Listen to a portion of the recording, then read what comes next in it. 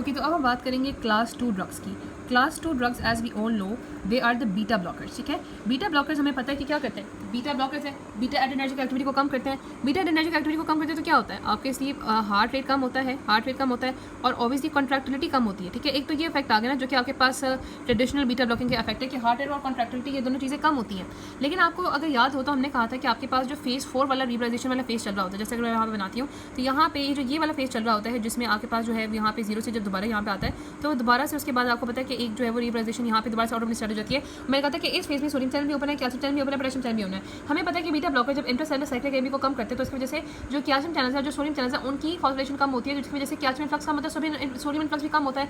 ये जो फेज 4 होता है जिसकी वजह से ऑटोमेटिकली सेल आपके पास जो है वो डीपोलराइज हो रहा है, वो कम हो जाता है इसकी वजह से। तो it will diminish the phase 4 depolarisation. ठीक है, फेज 4 ऑफ यहाँ पे फेज 4 का करने का of SA node and AV node, SA node में एवी नोड में दोनों में कम हो जाएगा। अच्छा, जब एसए नोड में कम हुआ तो क्या होगा, एसए नोड में कम होने की वजह से there will be decrease automaticity कम हो जाएगी। ठीक है, ऑटोमेटिसिटी नहीं रहेगी और आपके पास जो है वो एवी नोड के कम होने की वजह से there will be prolong AV conduction prolong हो जाएगी ना, क्योंकि आपके पास एवी कंडक्शन इसलिए प्रोलॉन्ग हो जाएगी because more time will be required to reach the threshold यहाँ होगी। तो इसका इफेक्ट इस तरह से आएगा कि देखो आपके पास नॉर्मली जो फेज 4 ये टाइम यहाँ पे ले रहा था, फेज 4 लिबरलाइजेशन इस टाइम थ्रेशोल्ड में पहुंचता है, तो अब उसको इतना टाइम लग रहा है थ्रेशोल्ड में पहुंचने के लिए, यानी कि थ्रेशोल्ड पोटेंशियल भी क्या हो गया, बढ़ गया है। अब ध्यान रखना है कि प्रोलॉन्ग एक्शन पोटेंशियल भी हो जाएगी और इसके अलावा PR इंटरवल भी प्रोलॉन्ग हो जाएगा।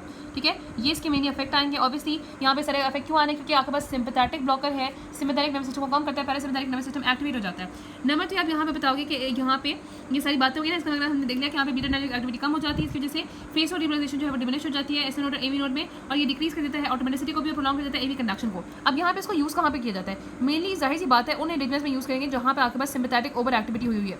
टेकी एरियाज में जहाँ पे सिंपैथेटिक ओवर एक्टिविटी हुई है वहाँ पे हम इसको यूज़ कर सकते हैं। ठीक है, इसके अलावा एट्रियल फिब्रिलेशन में, एट्रियल फ्लटर में यूज़ कर सकते हैं, एवी नोड एंड टैकीकार्डिया में यूज़ करते हैं। इसके अलावा यहाँ पे इसको यहाँ पे खासतौर पर यूज़ करते हैं पोस्ट MI में यूज़ करते हैं। अब पोस्ट MI क्यों यूज़ करते हैं, पोस्ट MI इसके एंटी रिदमिक इफेक्ट की वजह से यूज़ करते हैं नहीं, post MI are use because of their negative inotropic effect. Negative inotropic की वजह से ये हार्ट को प्रोटेक्ट करेंगे, they will decrease the oxygen demand. ठीक है, क्योंकि हमने पोस्ट MI कम करना है ना, हमें मायोकार्डियल इंफार्क्शन के बाद यहाँ पे हम देते हैं, और नेगेटिव आइनोट्रोपिक की वजह से ऑक्सीजन डिमांड कम कर देंगे, इस वजह से इसको यहाँ पे पोस्ट MI यूज करते हैं। ठीक है, तो उसके बाद यहाँ पे आपको पता है कि मीटोप्रोलोल और जो यहाँ पे प्रोपेनोल है, टिमोल है, ये मोस्टली क्रॉनिकली यूज होते हैं। जो एस्पिनोल है वो यहाँ पे इमरजेंसी में यूज होता है। और अब यहाँ पे इसके एडवर्स इफेक्ट हम यहाँ पे देख लेते हैं। तो यहाँ पे इसके एडवर्स इफेक्ट में यहाँ पे सीवियस में cardio depression, bradycardia, heart block, cardiac failure, cold extremities, burning of peripheral respiratory disease, respiration में ब्रोंकोस्पैज्म, आपके पास सीएनएस में, स्लीप डिस्टर्बेंस, नाइट में, मेटाबॉलिक में, masking the effect of the hypoglycaemia. अब ये क्या होता है, देखो इसको मैं एक्सप्लेन कर देती हूँ कि जैसे आपके पास जो पेशेंट होते हैं जो कि आपके पास इंसुलिन पे होते हैं, डायबिटिक पेशेंट, उनमें हम खास तौर पे बताते हैं कि जब भी आपके पास ब्लड ग्लूकोज कम होगा ना, तो आपको पता है कि आपको टैकीकार्डिया होगा, स्वेटिंग होगी, और फिर आपने क्या करना है कि फौरन से इंसुलिन लेनी है। बल्कि एक मिनट यहाँ पे हमने बल्कि इंसुलिन नहीं लेनी, कोई स्वीट ड्रिंक लेनी है, I am so sorry, insulin नहीं लेनी, कोई स्वीट ड्रिंक लेनी, क्योंकि हमने ग्लूकोज को बढ़ाना है। ठीक है, उसके बाद अब यहाँ पे होता है कि जब हम बीटा ब्लॉकर्स देंगे ना, तो वो आपके हाइपोग्लाइसेमिया की जो इफेक्ट्स आते हैं कि कार्डियक ट्रेमर, स्वेटिंग, उसको मास्क कर देंगे, वो होने ही नहीं देंगे, और इसकी वजह से पेशेंट अनअवेयर होगा अपनी कंडीशन के बारे में, और दूसरा पेशेंट में सीरियस हाइपोग्लाइसेमिया इस वजह से भी होता है कि बीटा ब्लॉकर्स ग्लाइकोजेनोलाइसिस और ग्लूकोनेओलाइसिस को कम कर देते हैं। ठीक है, और मेल सेक्शुअल डिसफंक्शन में इस वजह से हो जाता है। हम आ जाते हैं पोटेशियम चैनल ब्लॉकेट पे। ओके, अब हम आ जाते हैं क्लास 3 ड्रग्स पे, जो कि पोटेशियम चैनल ब्लॉकेट यहाँ पे ड्रग्स हैं। अब क्लास 3 में और अंदर क्लास 3 और क्लास जो 2B है ना, वो बिल्कुल एक दूसरे के ऑपोजिट है।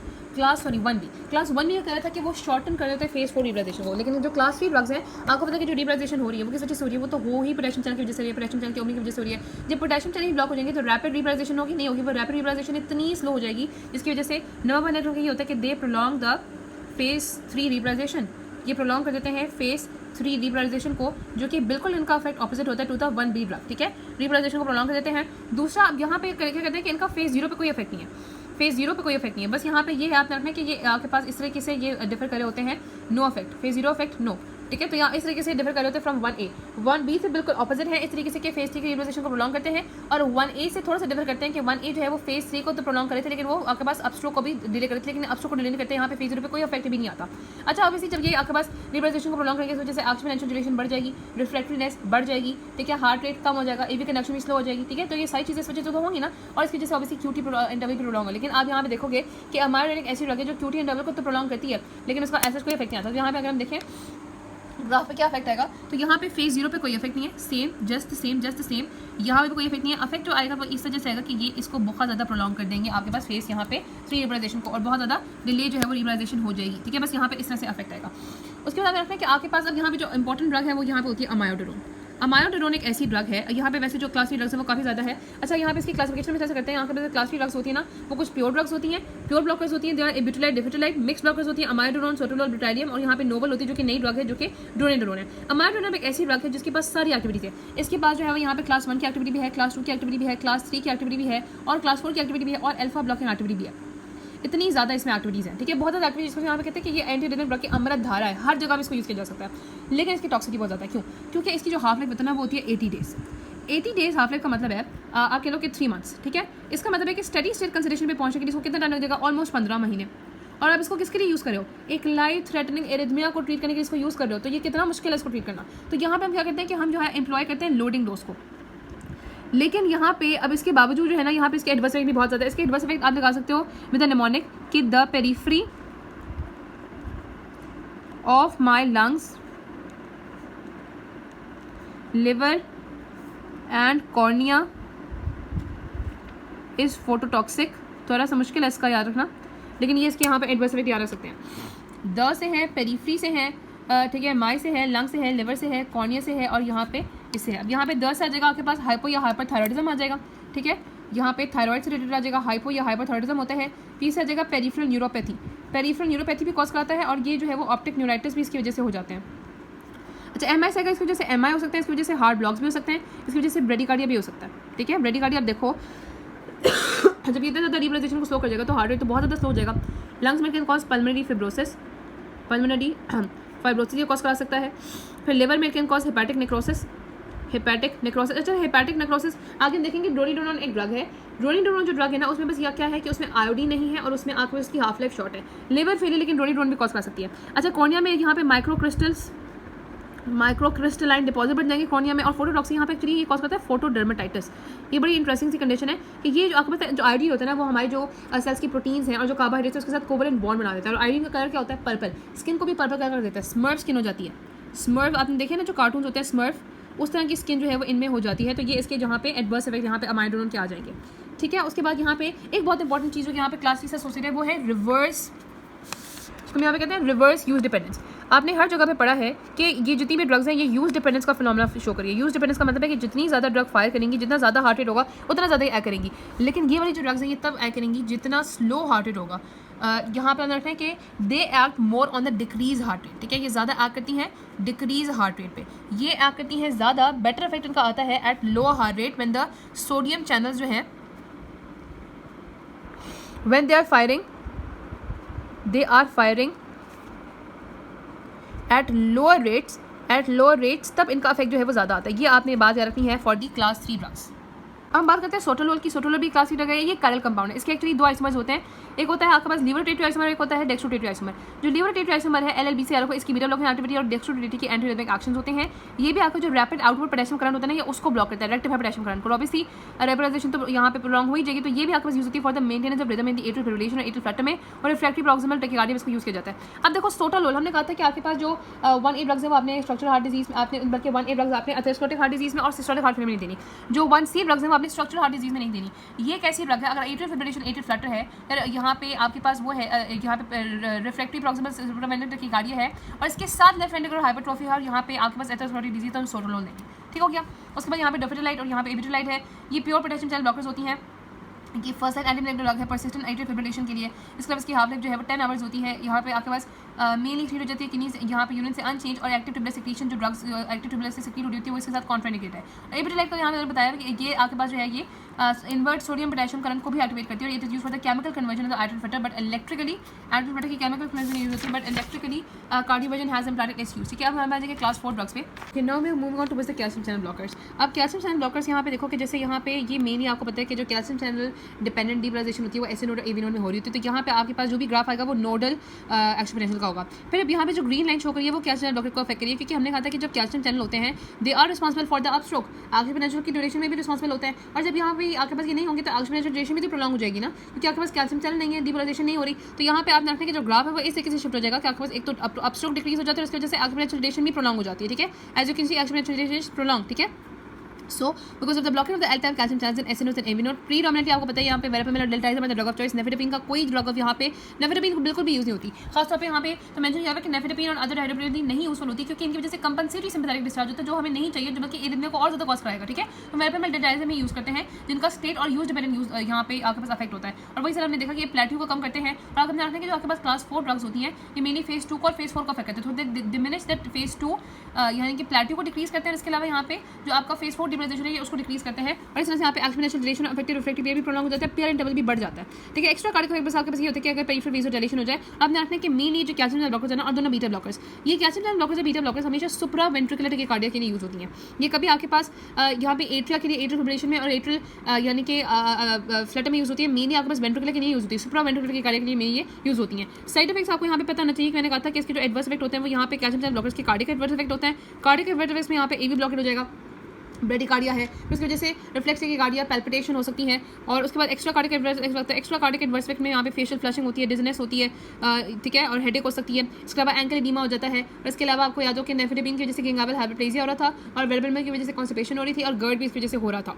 ठीक है, ये हमने बता दिया। अब आपने रखना कि इसके कुछ ड्रग इंटरेक्शंस भी होते हैं, इसका जो है ना एक एडिटिव इफेक्ट आ सकता है। एडिटिव इफेक्ट यहाँ पे अच्छा यहाँ एडिटिव इफेक्ट आ सकता है विद एवी, यहाँ पे बीटा ब्लॉकर्स एंड डाइजॉक्सिन वो भी एवी ब्लॉकेट कर रहे होते हैं, तो आपने बीटा ब्लॉकर्स के साथ और डाइजॉक्सिन के साथ उसको नहीं देना। दूसरा वेरबेलमेल रिप्लेस कर देता है डाइजॉक्सिन को from the plasmic binding site, तो आपने भी रखना है कि डाइजॉक्सिन के साथ और बीटा ब्लॉकर्स के साथ उनको बिल्कुल भी नहीं देना। ठीक है, अब हम आ जाते हैं नेक्स्ट ड्रग डाइजॉक्सिन। अब देखो डाइजॉक्सिन हमने पहले पढ़ा था, ये तो भाई आइनोट्रोपिक ड्रग है, ये कैसे यूज होती है। अगर आपको याद हो कि डाइजॉक्सिन का एक वेगोमिमेटिक इफेक्ट भी था, वेगोमिमेटिक इफेक्ट के थ्रू कि एट्रिया में और एवी नोड में आपके पास जो एग्जाम्पल अगर टेकिकार्डिया हुआ है ना, तो टेकिकार्डिया में ये हेल्पफुल हो सकती है in atria, only in atria and AV node. ठीक है, तो यानी कि आप इसको जंक्शनल टेकिकार्डियाज में या फिर एट्रियल फिब्रिलेशन, एट्रियल फ्लटर में यूज़ कर सकते हो। लेकिन आप ध्यान रखना है कि इसको यूज़ करने के बहुत ज़्यादा नुकसान है क्योंकि इसके यूज़ करते ही आपके पास टॉक्सिक डोजेस में इसके देखो हमने कहा डिजायबल डोज कितनी होती है 1 to 2 नैनोग्राम पर लीटर, लेकिन वो वेराज जो लोअर कंसंट्रेशन होती है 0.5 to 0.8 वो टारगेटेड होती है सिस्टोलिक हार्ट फेलियर की। लेकिन अगर इससे ज़्यादा कंसंट्रेशन हो जाती है जो कि इसकी हो भी सकती है, तो इसकी वजह से वेंट्रिकुलर बीच चल जाती है क्योंकि कैल्शियम बहुत ज़्यादा सेल में अक्यूमुलेट रह जाती है। और हम जाते हैं एडिनोसिन पे। एडिनोसिन जो है उसका दो काम होता है, एक तो ये ब्लॉक करती है आपके पास यहाँ पे जो पोटेशियम चैनल्स होते हैं उनको ब्लॉक करती है। यहाँ पे एक्चुअली ये आउटवर्ड जो पोटेशियम करंट होता है ना उसको ब्लॉक कर देती है और उसकी वजह से हाइपर पोलराइजेशन हो जाती है। इट एक्टिवेट्स द यहाँ पे एसिटाइलकोलिन सेंसिटिव पोटेशियम चैनल को एक्टिवेट कर देती है और उसकी वजह से आपने रखने कि हमने कहा था कि डिक्रीज यहाँ पे ये जो है ना आपके जो एडिनोसिन होती है यहाँ पे हमने मेंशन किया था कि ये जो है ना आपके पास जो है ना probably by hyperpolarising this tissue by हमने कहा था ना कि ये जो ड्रग है ये मार्केटली स्लो कर देगी कंडक्शन को और कंप्लीटली ब्लॉक कर देगी एट्रोवेंट्रिकुलर नोड को, probably by hyperpolarising this tissue through the increase potassium channel activity by reducing the calcium grain. Hyperpolarise कर देती है टिश्यू को बाय द यहाँ पे एक्टिवेट कर देती है एसिटाइलकोलिन सेंसिटिव पोटेशियम चैनल को, तो हाइपरपोलराइजेशन करा देती है। ठीक है, हाइपरपोलराइजेशन का मतलब है कि सेल के अंदर पोटेशियम बहुत ज़्यादा हो गया और कैल्शियम एक करंट को इनहिबिट कर देती है, तो कैल्शियम बहुत ज़्यादा निकल गया, पोटेशियम से सेल भर गया, कैल्शियम बहुत ज़्यादा निकल गया। उसकी वजह से जो खासतौर पे एवी नोड में क्या होता है कि ये एवी नोड को डिक्रीज करती है। जब हम आईवी बर्स देते हैं 6 to 10 मिलीग्राम का, एवी नोड को तो बिल्कुल स्टॉप हो गया एवी नोड ना, तो एवी नोड जो है यहाँ पे आपको कहते हैं कि एवी नोडल एरिथमियाज में खासतौर पे जंक्शनल एरिथमियाज में इसको यहाँ पे हम यूज़ करते हैं और प्रॉक्सिमल सुप्रावेंट्रिकुलर टेकिकार्डिया सुप्रावेंट्रिकुलर है ना, तो उसमें यहाँ पे मेनली हम यूज़ करते हैं। ठीक है, अच्छा आपने लगता है कि जो आपके पास एडिनोसिन होती है ना, ये इसकी दो तरह के रिसेप्टर्स होते हैं। एक होते हैं जीआई की तरह के रिसेप्टर्स, M2 की तरह के रिसेप्टर्स होते हैं जो कि हार्ट होते हैं जिसके थ्रू एवी नोड पैक करती है।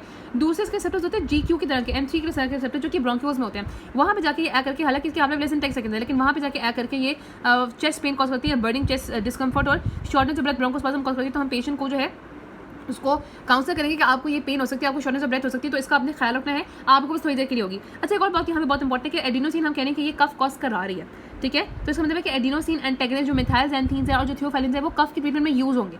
ठीक है, तो लेकिन इससे सिमिलरली आपके पास यहाँ पे ये हमने कहा कि ये ड्रग ऑफ चॉइस होगी उसके लिए। और अगर आपके पास फॉर एग्जांपल यहाँ पे हम COPD दे रहे हैं, उसकी वजह से आपके पास वेंट्रिकुलर टेकिकार्डिया हो रहा है, तो वेंट्रिकुलर टेकिकार्डिया की ट्रीटमेंट हम एडिनोसिन देंगे। ठीक है, अब ये थोड़ी सी डिफिकल्ट बात थी, ना भी आ जाए तो ठीक है कोई बात नहीं। अब आ जाते हैं पोटेशियम आयन पे। आप देखो हमें पता है कि जो डिजिटलिस टॉक्सिसिटी है उसकी वजह से जो एरिथमियाज हो रहे हैं, हमने कहा ना कि वो हाइपोकलीमिया की वजह से ज़्यादा हो गई है। हाइपोकलीमिया है तो पोटेशियम वहाँ पे बाइंड नहीं करा अपनी सोडियम पोटेशियम बाइंडिंग साइड पे, तो डाइजॉक्सिन बाइंड कर रहा है, तो हम क्या कह सकते हैं, हम उस केस में पोटेशियम देंगे और पोटेशियम दे के हमें यहाँ पे डाइजॉक्सिन इंड्यूस एरिथमिया को ट्रीट कर सकते हैं। ठीक है, उसमें देते हैं मैग्नीशियम सल्फेट। अब देखो मैग्नीशियम कहते हैं कि मैग्नीशियम जो है ना बिल्कुल कैल्शियम को रिप्लेस कर देती है। यानी कि आप ऐसे ही सोचो कि आपके पास इसको आप ऐसे रख लो, फॉर एग्जाम्पल एक बंदा है जिसके पास एक बोरी है और उस बोरी के अंदर सोना है। सोना जो है वो कैल्शियम है।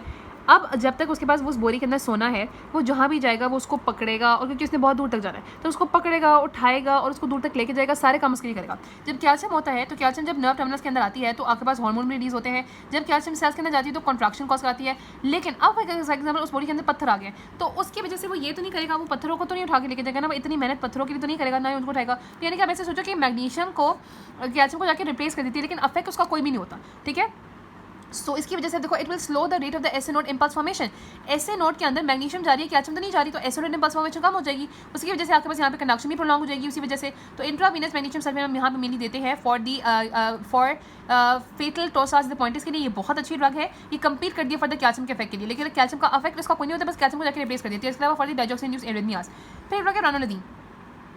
अब वो कहते हैं कि जो रानोलिन ड्रग है ना, वैसे हमने ये पढ़ा था कि ये आपके पास लेट कैल्शियम करंट को ब्लॉक कर रही होती है, ठीक है। ये हमने एंटी एंजाइम में पढ़ा था, और इसके बारे में हमने ये पढ़ा था कि ये वाली जो ड्रग होती है ये लेट कैल्शियम करंट को ब्लॉक कर रही होती है। लेकिन यहाँ पे इसका ये मेंशन किया गया है कि जो ये वाली ड्रग है ना, ये आपके पास इसका 1B का तरह का इफेक्ट है, यानी कि ये डीपोलराइजेशन को शॉर्टन कर रही है, ठीक है। इसका जो यहाँ पे ड्रग का इफेक्ट है वो इस वजह से ये है कि ये आपके पास डीपोलराइजेशन को क्या कर रही है, शॉर्टन कर रही है।